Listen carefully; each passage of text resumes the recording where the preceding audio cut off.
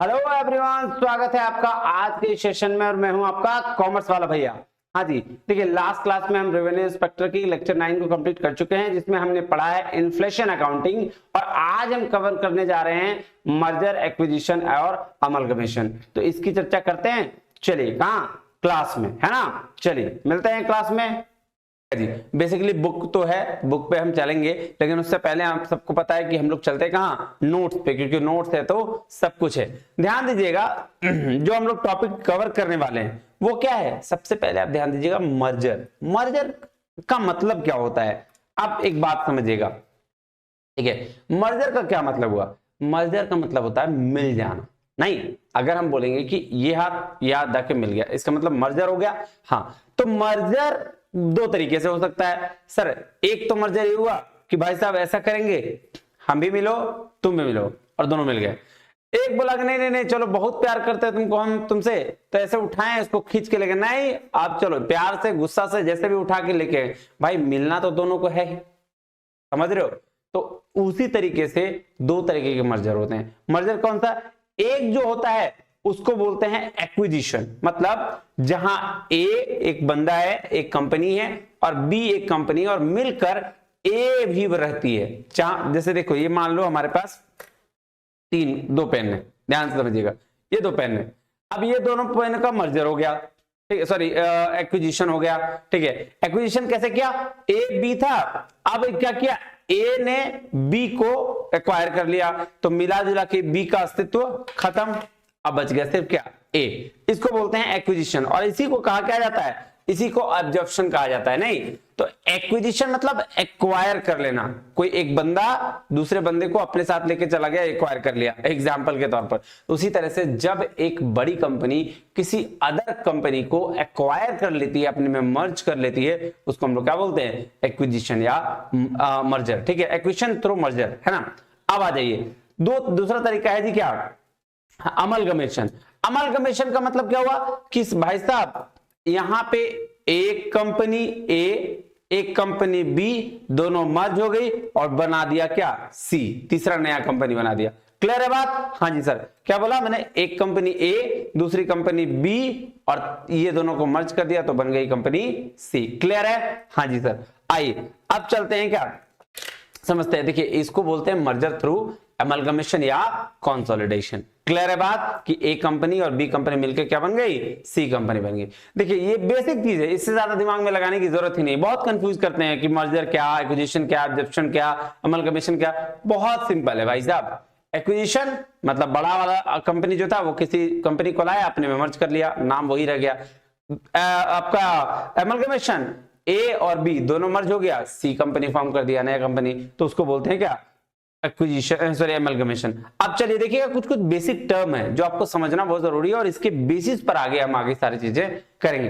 एक को बोलते हैं जी ट्रांसफर कंपनी। जैसे बड़ा कंपनी और छोटा कंपनी होता है ना, हाँ जी, कोई कंपनी जो एक्वायर कर रही है या कोई एक कंपनी जो किसी में जाके मर्ज हो जा रही है, तो उसको हम लोग, तो ट्रांसफरर कंपनी मतलब होता है acquired company, targeted company, amalgamated company, या जिसको हम कह सकते हैं छोटी कंपनी।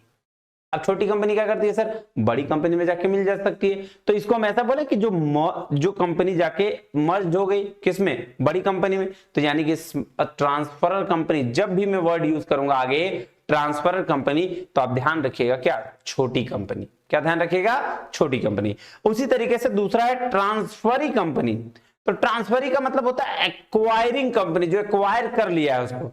जो बोला in which transfer company is amalgamated, जिसमें ट्रांसफरर कंपनी जो छोटी कंपनी है अमलगमेट हो गई है, मिल गई है, उसको हम लोग क्या बोलते हैं? Transferee company. तो अगर मैं एक सिंपल लैंग्वेज में बताऊं, हाँ जी सर, ट्रांसफरर कंपनी मतलब छोटी कंपनी, ट्रांसफरी कंपनी मतलब बड़ी कंपनी। यही आप समझिएगा, आगे जो भी चीजें मैं बताऊंगा आपको, आगे आइएगा।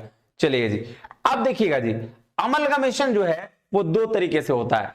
एक को बोलते हैं amalgamation in the nature of purchase, एक को बोलते हैं amalgamation in the nature of merger. ध्यान से समझिएगा, इन द नेचर ऑफ मर्जर को के 5 कंडीशंस हैं। उस 5 कंडीशंस को बड़ा हिंदी अच्छे तरीके से इंग्लिश के फॉर्म में मैंने लिख के आपको समझाया।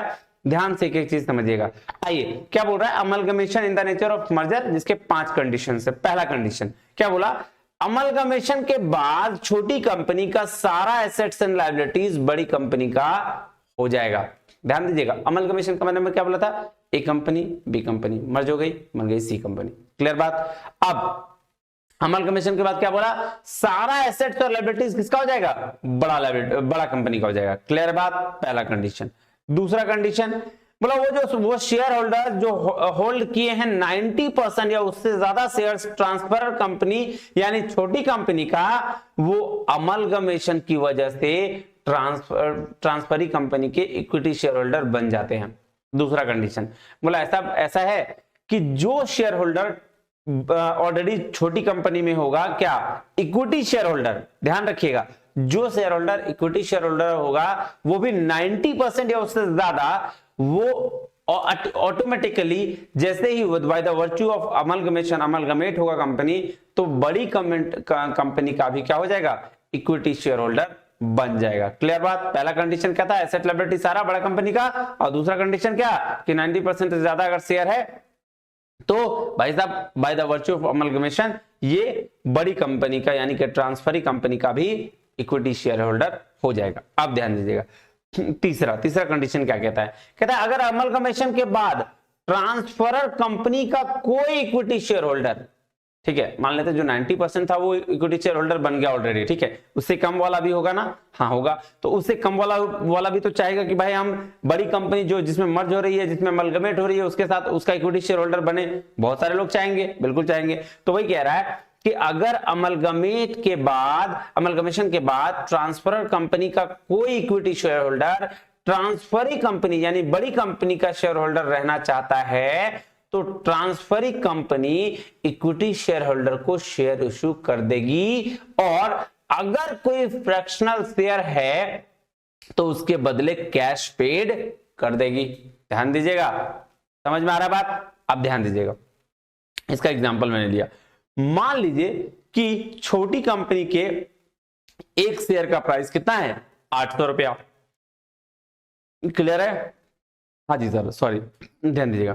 फिर दूसरा क्या है, प्राइस ऑफ 1 शेयर ऑफ, बड़ी कंपनी के एक प्राइस का दाम कितना है, 1000 रुपया। ठीक है, क्लियर है बात, हाँ जी सर।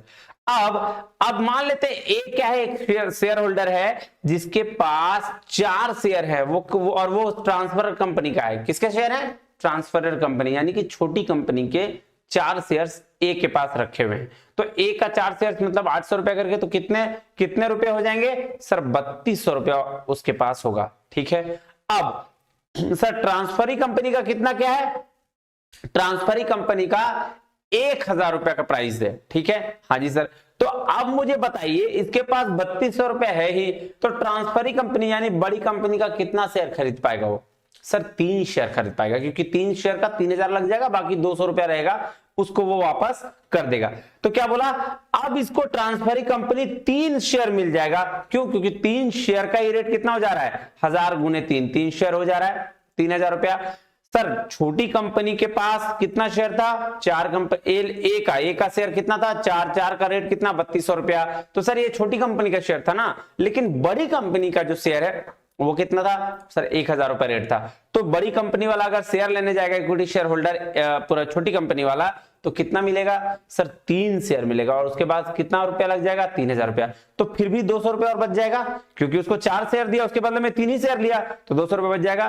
तो वही कह रहा है कि जो 200 बचेगा ना, वो कैश में बड़ी कंपनी जो शेयर होल्डर है उसको वापस कर दी। क्लियर हो गया बात, पूरी तरीके से क्लियर हो गया, हाँ जी सर। तो यही ध्यान दे दीजिएगा। तो मैं एक बार रिवाइज करा दे रहा हूं फिर से 3 पॉइंट, क्योंकि ये याद करने का इंपॉर्टेंट है। तो पहला क्या था कि सारा एसेट लायबिलिटीज किसका हो जाएगा, बड़ी कंपनी का। दूसरा पॉइंट क्या था, 90% से ज्यादा शेयर होल्डर जो होगा इक्विटी शेयर होल्डर छोटी कंपनी का, वो बड़ी कंपनी में आके automatically bye the virtue of amalgamation क्या हो जाएंगे, वो बड़ी कंपनी के भी इक्विटी शेयर होल्डर हो जाएंगे। और तीसरा क्या, तीसरा बोला अगर अमलगमेशन के बाद कंपनी का कोई भी इक्विटी शेयर होल्डर, ठीक है, ये चाहता है कि भाई हम बड़ी कंपनी में भी इक्विटी शेयर होल्डर बन जाएं, तो बड़ी कंपनी यानी बड़ी कंपनी मतलब ट्रांसफरी कंपनी क्या करेगी, इक्विटी शेयर होल्डर के लिए शेयर इशू कर देगी, और बाकी जो फ्रैक्शनल पैसा बच जाएगा वो उसको पेड कैश में कर देगी, जिसका एग्जांपल अभी हमने देखा। समझ में आ गई बात? हाँ जी सर। तो ये 3 कंडीशन। और क्या चौथा कंडीशन क्या बोला? अमलगमेशन के बाद ट्रांसफर कंपनी का बिजनेस चलते रहना चाहिए ट्रांसफरी कंपनी के द्वारा। हाँ बिल्कुल, ऐसा नहीं कि ट्रांसफर जब हम अमलगमेट कर दिए तो ट्रांसफर कंपनी यानी छोटी कंपनी का बिजनेस बंद करके हम अपनी कंपनी चलाएंगे, ऐसा नहीं, उसका भी बिजनेस चलते रहना चाहिए। चौथा कंडीशन। पांचवा कंडीशन क्या बोला? ट्रांसफर कंपनी के बुक वैल्यू को एसेट लायबिलिटीज का कोई ट्रीटमेंट नहीं करेगा। अब जो बड़ी कंपनी है वही सारा ट्रीटमेंट करेगी, छोटी कंपनी कोई भी ट्रीटमेंट नहीं करेगी। 5 पॉइंट्स क्लियर है? हाँ जी सर। तो जब ये 5 पॉइंट कहीं मेंशन होगा तो हम इसको क्या कहेंगे कि अमलगमेशन हुआ है। कौन से? इन द नेचर ऑफ मर्जर के केस में ये अमलगमेशन हुआ है। अब आ जाइए amalgamation in the nature of purchase के केस में कैसे अमलगमेशन होगा? तो सर इसका एकदम सिंपल सा फंडा है। क्या फंडा है कि अगर ऊपर में से कोई एक भी केस सेटिस्फाइज नहीं होगा तो फिर वो माना जाएगा कि amalgamation in the nature of purchase है। क्लियर है बात? सर अमलगमेशन करने का 2 तरीका है, amalgamation in the nature of purchase, in the nature of merger के 5 कंडीशन, और उन 5 कंडीशन में अगर एक भी कंडीशन सेटिस्फाई नहीं हुआ तो वो क्या? Amalgamation in the nature of purchase हो जाएगा। क्लियर है बात? हाँ जी सर। चलिए अब आते हैं बुक में, उसके बाद हम फिर आगे की मेथड्स की चर्चा भी करेंगे। देखिएगा ध्यान से समझते हैं इसको पहले। नहीं, हाँ जी सर। देखिए मर्जर एंड एक्विजिशन, देखिए चार्ट दिया हुआ है बहुत अच्छे तरीके से। कह रहा है क्या मर्जर में? देखिए ये भी दिया हुआ है एक्विजिशन। कह रहा है when 2 company combines together to form 1 company it is termed as merger of companies. 2 companies and exist a new company is form. Merger में नया कंपनी फॉर्म होता है, एक्विजिशन में एक्वायर करता है एक company. In the case of acquisition the acquiring company takes over the majority stake in the acquired company and the acquiring company continues to be in existence. समझ में आ गई बात सर? मर्जर एक्विजिशन में हाँ बिल्कुल समझ में आ गई सर। अब चलते हैं, देखिए एक एक करके छोटा छोटा मैंने इसलिए लिखा है ताकि आपको इजीली समझ में आ जाए। कह रहा है a transaction where 2 firms agree to integrate their operation on a relative equal basis because they have resources and capabilities that together may create a stronger competitive advantage। बोला भाई साहब एक ट्रांजैक्शन के साथ जब 2 फर्म्स चाहती है कि हम मर्ज कर लें ताकि वो अपने रिसोर्सेस और कैपेबिलिटीज का बेनिफिट उठा सके, तो इसीलिए मर्जर किया जाता है। कह रहा है all combining firm relinquish their individuality and independence to create a new firm and it generally occurs between the companies of smaller size and there is a high degree of cooperation and interaction between the partner। देखिए ये जो चीजें होती है वो छोटे छोटे size में फर्म में होता है जब मर्जर होता है। ऐसा नहीं कि बहुत बड़ा बड़ा कंपनी क्यों मर्ज करेगा भाई, नहीं, समझ रहे हो। और उसके बाद है एक्विजिशन। एक्विजिशन मतलब एक कंपनी दूसरे को अक्वायर कर लिया। देखिए क्या कह रहा है, a business acquisition occurs when one company acquirer buys most और all of the share in another company the target to assume control of its assets and operation. समझ में आ गई बात कि एक बड़ा कंपनी जब कोई किसी कंपनी को खरीद लेता है ताकि उसके कंट्रोल को या एसेट्स को एक्वायर कर सके, उसके ऑपरेशंस को एक्वायर कर सके, तो उसको हम लोग क्या बोलते हैं? एक्विजिशन। कह रहा है acquisition are often amicable meaning both companies are on the board with our negotiate the terms transaction। however the word acquisition is sometimes used interchangeably। takeover इसके जगह यूज किया जाता है which can be hostile। in other words the one company might wrest of control or acquire another company by buying a majority stake the wishes of the target company's board of director and management. ये भी सही बात है कि भाई एक company जब दूसरे कंपनी की सारा कंट्रोल ले ले अपने हाथ में, उनके डायरेक्टर्स उनके मेजॉरिटी स्टेक हाथ में ले ले, तो उसको हम लोग क्या बोलेंगे? उसको हम लोग बोलेंगे सर मर्जर हो गया। हाँ जी। अब आ जाइए अमलगमेशन ऑफ कंपनीज में। नहीं जी बिल्कुल। तो अमलगमेशन ऑफ कंपनीज क्या हुआ सर? अमलगमेशन ऑब्जॉर्प्शन, ये 2 वर्ड था। अमलगमेशन सेम चीज है। अमलगमेशन एक तरह का ए और बी कंपनी मिलकर सी कंपनी हो जाता है, बताया था आपको। ऑब्जर्प्शन ए और बी मिलके ए कंपनी रह जाता है। क्लियर बात? हाँ जी सर। आइए एग्जांपल दिया हुआ है, हम लोग डायरेक्टली एग्जांपल पढ़ते हैं, नहीं ज्यादा अच्छे से समझ में आएगा क्या बोल रहा है। आइए देखते हैं। To illustrate X limited and Y limited the 2 existing companies combine together to form Z Limited। a new company X Limited and Y Limited will get liquidated and new company Z is formed to run the business। ध्यान दीजिएगा X और Y 2 company मिला और एक नया company form क्या किया? Z Limited। X और वाई लिमिटेड जो कंपनी था लिक्विडेट कर दिया और नई कंपनी फॉर्म कर दिया बिजनेस को चलाने के लिए। क्लियर है बात? हाँ जी सर। आइए उसी तरह से एब्जॉर्प्शन का भी एग्जांपल देखेंगे, समझ में आ जाएगा बहुत अच्छे से। कह रहा है X limited one existing company takes over other two existing companies Y and Z limited and Y and Z limited will get liquidated. X limited continue to do its business and no new company will be formed. In other words, X Limited absorbs other two companies Y Limited and Z Limited. X Limited continue to do business where Y Limited and Z Limited will be liquidated. तो समझ में आ गई बात कि sir acquired मतलब एक company बहुत सारे अलग अलग कंपनी को खरीद ले, एक कंपनी दूसरे कंपनी को खरीद ले, उसको हम लोग क्या बोलते हैं? उसको बोलते हैं जी absorption of the company. Clear बात? हाँ जी सर। चलिए ऑब्जेक्टिव्स ऑफ अमलगमेशन देखिए क्या बोलता है। ऑब्जेक्टिव्स क्या है? कहता है अमलगमेशन का क्या होता है? कहता है to have a better control over the market and also to increase the market share and area. बिल्कुल सही। जब दो कंपनी अमलगमेट होती है तो उसका पर्पस होता है कि भाई मार्केट में जो कंट्रोल है उसको, मार्केट में जो बेटर ऑप्शन है उसको हम क्या करें? कंट्रोल करें और मार्केट शेयर में क्या करें? इंक्रीमेंट कर लें। दूसरा क्या करेगा? To eliminate the cut throat competition and rivalry among competing the amalgamating competition क्या बोले कंपनीज। तो क्या कट थ्रोट कंपटीशन को एलिमिनेट करना भी क्या होता है? इसका पर्पस होता है। कह रहा है to enjoy the economies of large scale of production. ये भी एक पर्पस है कि भाई लार्ज स्केल का प्रोडक्शन करके इकोनॉमीज को हम सही कर देंगे। कह रहा है to utilise the services of professional experts. ये भी बात सही है कि जब एक छोटी कंपनी मान लेते हैं और बड़ी कंपनी ज्यादा दिन से चल रही है तो उसकी एक्सपर्टीज भी इसको क्या होगी? मिलेगी। तो ये भी इसका क्या है? ऑब्जेक्टिव। कह रहा है to increase the availability of fund for the future investment plan to achieve all other advantage of combination. ठीक है, क्लियर है बात? देखिएगा रिकंस्ट्रक्शन अभी छोड़ दीजिएगा, रिकंस्ट्रक्शन हम लोग बहुत डिटेल में पढ़ेंगे, कहां आगे एक चैप्टर है उसमें नहीं। आइए अब इंपॉर्टेंट टर्म्स की चर्चा हम करते हैं। देखिए ट्रांसफरर कंपनी, सर अभी बताया आपको ट्रांसफरर मतलब छोटी कंपनी नहीं। हाँ जी, क्या this means the company which is amalgamated into another company. Same चीज है, इसको बोलते हैं क्या? छोटी कंपनी।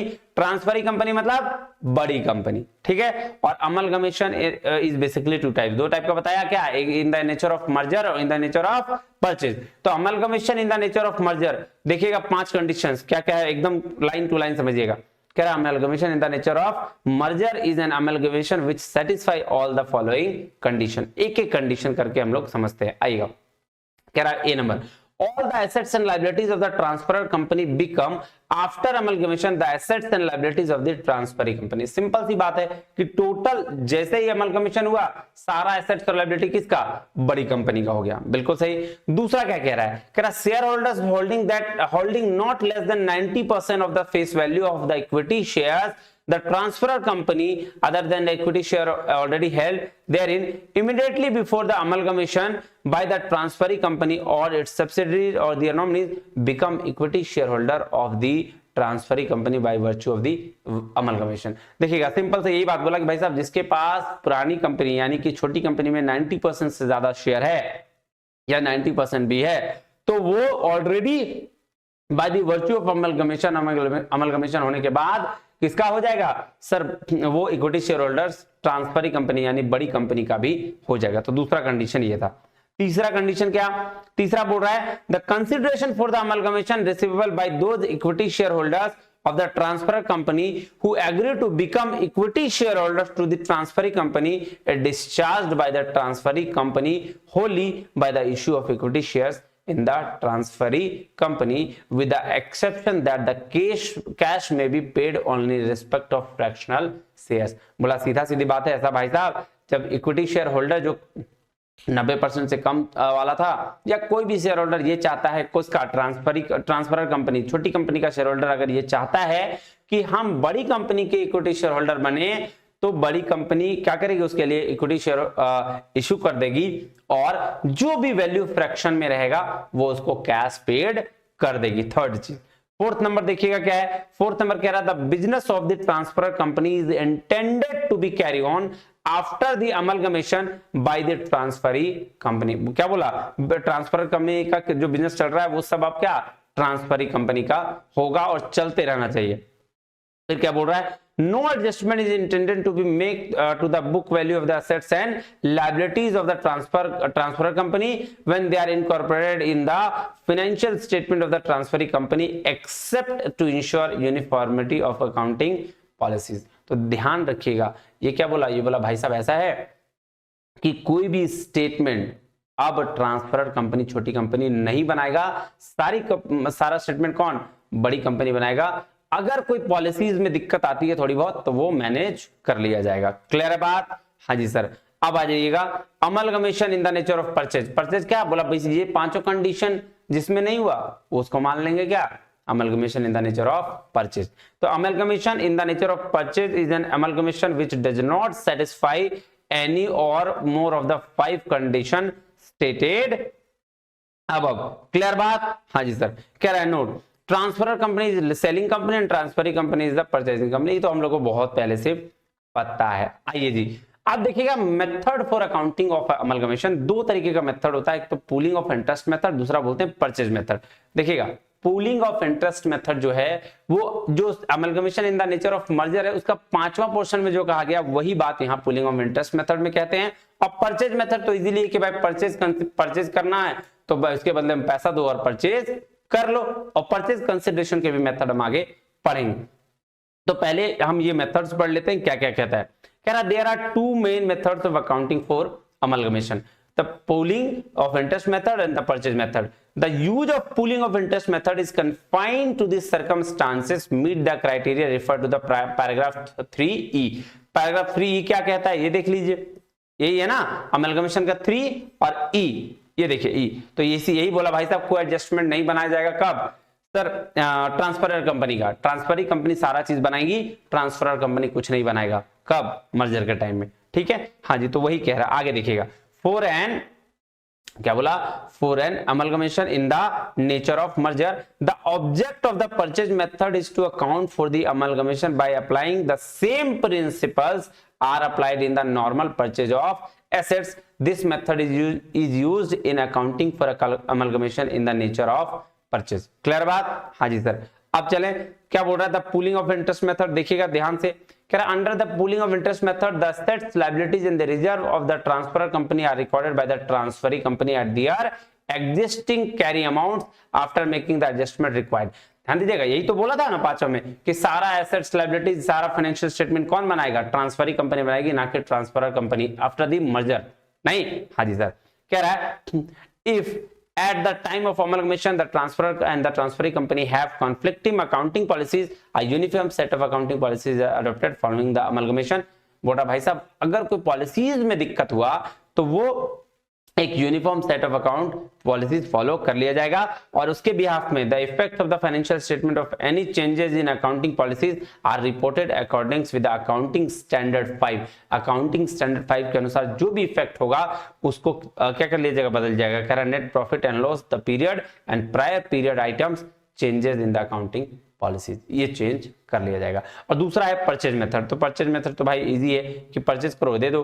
देखो क्या बोल रहा है, under the purchase method the transferring company accounts for the amalgamation either incorporating the assets and liabilities eight there existing carry amounts by allocating the consideration to the individual and identifier assets and liabilities of the transferor company on the basis of their fair values at the date of amalgamation। कह रहा था identifiable assets and liabilities may include assets liabilities are not recorded in the financial statement of the transfer company where assets and liabilities are restated on the basis of their fair values। The determination of fair values may be influenced in the intention of transferring company। देखिए example क्या दिया गया, बोल रहा है for example the transferring company may have a specialized used for an asset which is not available to the potential buyer। The transferring company may intend to effect changes in the activities of transfer company which necessitate the creation of a specific provision, expected cost, planned employee termination and planned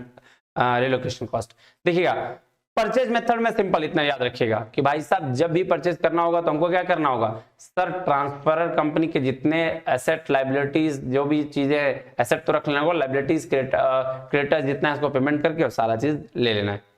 और purchase method की वजह से purchase consideration की बात आई है। देखिए purchase consideration का मतलब होता है कि जब भी आप किसी कंपनी को परचेज कर रहे हैं तो उसके कंसिडरेशन में यानी कि रिटर्न में आप उसको क्या दे रहे हैं, और उसके लिए 4 तरीके का मेथड बताया गया है। आइए उस मेथड की चर्चा करते हैं, पहले नोट्स के थ्रू, फिर यहां थोड़ा बहुत पढ़ के इसको खत्म करेंगे, क्योंकि ये बहुत सिंपल तरीके से इसको समझना चाहिए हमें। आइए क्या बोला, परचेज कंसिडरेशन। क्या देखिए परचेज कंसिडरेशन क्या कहता है, कह रहा है it is the price which is paid by the transferee company to the transferor company for the amalgamation of the business. क्या बोला, अमलगमेशन ऑफ बिजनेस के लिए जो प्राइस पे करता है कौन, ट्रांसफरी कंपनी, ट्रांसफरर कंपनी क्यों, यानी कि बड़ी कंपनी छोटी कंपनी को जो पैसा पे करते हैं अमलगमेशन के दौरान, उसको हम लोग बोलते हैं जी क्या, परचेज कंसिडरेशन। अब देखिएगा क्या बोला, अकाउंटिंग स्टैंडर्ड 14 में बात किया गया है इसका, बोला अकाउंटिंग स्टैंडर्ड 14 में क्लियरली मेंशन है कि ट्रांसफरी कंपनी किसी भी तरह का लायबिलिटी ट्रांसफर कंपनी को से नहीं लेगी, इसका भुगतान ट्रांसफर कंपनी खुद कर लेगी। ठीक है, हाँ जी सर। अब देखिए इसके 4 मेथड। पहला मेथड जिसको हम लोग बोलते हैं lump sum payment method. Lump sum payment method क्या बोला, बोला ट्रांसफरर कंपनी के शेयर होल्डर्स को सारा पैसा एक फिक्स अमाउंट में देकर ट्रांसफरी कंपनी के को परचेज ट्रांसफरी कंपनी परचेज कर लेती है। तो छोटा कंपनी को क्या किया, एक लमसम अमाउंट में बोला भाई बताओ कितना दाम है तेरा, बोला इतना, बोला चलो लियो, दिया मेरे को दे दो, सब कहानी खत्म। ये लमसम पेमेंट मेथड है। दूसरा है net payment method. Sir net payment method क्या बोलता है, देखिएगा बोल रहा है purchase consideration are as follows. इसका 3 कंडीशन है, आइए तीनों कंडीशन देखते हैं। तो सबसे पहले कंडीशन क्या, बोला ट्रांसफर कंपनी के शेयर होल्डर का सारा पेमेंट परचेज कंसिडरेशन में इंक्लूडेड है, चाहे वो कैश में हो या शेयर्स में। कैश दे शेयर्स दे, वो सारा का सारा इंक्लूड किसमें, ट्रांसफर कंपनी के शेयर होल्डर का सारा पेमेंट परचेज कंसिडरेशन में आ जाएगा, कैश शेयर्स डजंट मैटर। फिर उसके बाद बी में क्या कहता है, कहता है परचेज कंसिडरेशन का ये मतलब नहीं कि ट्रांसफरर कंपनी अपने लायबिलिटीज और डिबेंचर होल्डर का पेमेंट करेगी, तो बल्कि ये जूम किया जाता है कि ट्रांसफरी कंपनी ही एसेट्स परचेज के साथ साथ उसके लायबिलिटीज भी पे कर देगी। तो नेट पेमेंट मेथड में बोला भाई साहब सिर्फ तुम परचेज कर लिया एसेट नहीं चलेगा, शेयर परचेज कर लिया नहीं चलेगा, तुमको हम लायबिलिटीज भी पे करके दे ही दो ना यार, काहे के लिए दिमाग लगा रहा है। ठीक है, हाँ जी सर। अब थर्ड नंबर इसमें क्या बोला, वाइंडिंग अप। अब देखिए जो कंपनी जो वाइंडिंग होगा, वाइंडिंग अप का भी पैसा परचेज कंसिडरेशन में इंक्लूड नहीं होगा, तो इसके लिए अलग पैसा देना पड़ेगा, ध्यान दीजिएगा। अब है उसके बाद है नेट एसेट्स मेथड। तो इसके लिए 2 नोट, पहले नोट पढ़िए फिर इसका फार्मूला बताते हैं। तो नोट क्या है कि नेट पेमेंट मेथड का यूज जहां नहीं हो वहां इसका यूज होगा। मतलब नेट ऊपर वाला जो मेथड था सेकंड मेथड, पहले उसका यूज करेंगे, उसका यूज अगर नहीं हो पा रहा है तब हम इस मेथड को लाएंगे। इसके लिए परचेज कंसिडरेशन का फार्मूला ये होता है sundry assets minus sundry liabilities that has taken over by the transferring company at agreed value, जो ट्रांसफरी कंपनी ने लिया है उस वैल्यू पर। अब दूसरा इसका क्या नोट था कि फिक्टिशियस एसेट्स और एक्सपेंस को रिटर्न ऑफ नहीं करना है। ध्यान रखिएगा इसमें कुछ है नहीं, बस रटने वाला है। इंट्रिंसिक वर्थ मेथड, इसका फार्मूला क्या होता है, intrinsic value equal to all assets minus all liabilities divided number of shares. ठीक है, क्लियर है बात, हाँ जी। अब देखिए ये 2 चीज है, इसको थोड़ा ध्यान से समझ लीजिएगा, 1-2 क्वेश्चन आ गया था इससे भी एग्जाम में, इसलिए मैंने इसको थोड़ा सा लिख लिया। अब देखिएगा परचेज कंसिडरेशन, मान लेते हैं परचेज कंसिडरेशन मतलब क्या हो गया कि जो हमने पैसा दिया जिससे खरीदा, ठीक बात, और जो एक तो होगा नेट वैल्यू, जैसे मान लेते हैं इसकी नेट वैल्यू भी है 1 लाख रुपया। ठीक है, समझ रहे हो, ये रिमोट है, वैसे तो नहीं है नालायक, लेकिन फिर भी मान लो कि 1 लाख रुपए की है और इसकी नेट वैल्यू, और हमने इसे 1,10,000 में खरीद लिया। तो भाई 10,000 बढ़ के क्यों दिया, इसकी गुडविल है ये, क्यों, क्योंकि ये बहुत अच्छा रिमोट है, मतलब ये उड़ा भी देता है इंसान को, है समझ रहे हो। तो ये क्या है, ये रिमोट की वैल्यू मैंने 10,000 क्यों बढ़ाई, तो वो जो 10,000 बढ़ा के दिया उसको हम लोग क्या बोलते हैं, गुडविल। तो इसीलिए परचेज कंसिडरेशन मतलब इस चीज को परचेज करने के बदले जो पैसा हमने दिया वो अगर ज्यादा है नेट वैल्यू से तो दैट इज कॉल्ड गुडविल, और परचेज कंसिडरेशन अगर कम है net value say that is called capital reserve. ध्यान रखिएगा, very very very important question. ठीक है, हाँ जी।